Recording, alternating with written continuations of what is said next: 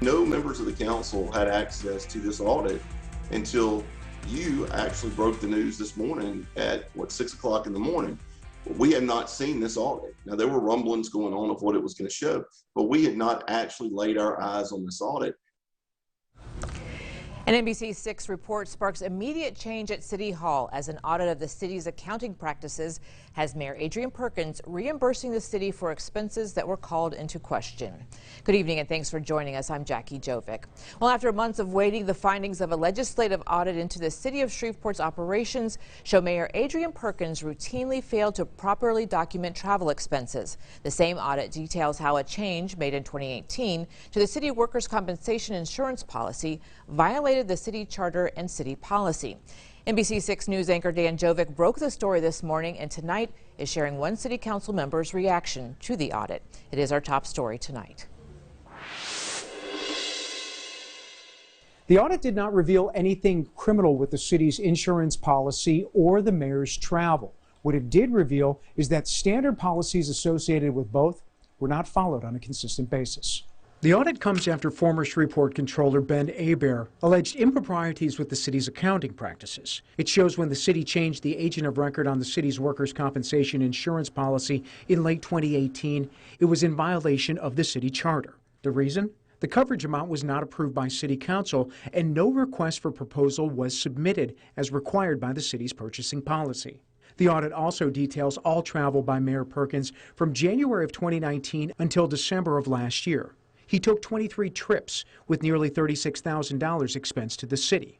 16 of the trips included expenses the auditor says may have violated city travel policy. This audit, if not anything criminal, there are some ethics violations for sure. I do believe that. Expenses totaling more than $26,000 were filed beyond the 30-day deadline to file the expense report. The audit shows the mayor was reimbursed for expenses despite not having a receipt 10 different times. He was reimbursed for 6 business meals where the records did not show who attended the meal or the business purpose of the event, and 7 lodging charges where the total cost exceeded the city's daily per diem. I think that there probably needs to be a little bit more legislative oversight on the travel that the mayor has. Possibly some legislation saying that, we give him a certain amount that he can spend per year or that she can spend per year. It's something that kind of has some checks and balances. Also catching the eye of the auditor, nearly $2,900 in Mayor Perkins' travel records that occurred on the weekends. The auditor says these travel expenses did not include an itinerary indicating these events were work-related. The expenses included hotels, meals, transportation, gas, and parking. Extended weekend travel, like a trip to Miami last June to learn about the use of cryptocurrency from the mayor of Miami. An extended weekend in Los Angeles to recruit business to develop in Louisiana, the trip happening the same weekend that LSU was playing UCLA at the Rose Bowl. And a trip back to the West Coast just 2 weeks later, this time to San Francisco for a conference on learning to build digital resilience. The mayor did not travel from January 26, 2020 to April 22, 2021 due to COVID. I would kind of be terrified to see what the numbers look like if COVID had not happened and slowed down some travel. Ben Hebert says when he brought many of these same issues to the attention of the city's current chief financial officer, Casey Brown, he was fired as a result. Dan Jovic, NBC6 News.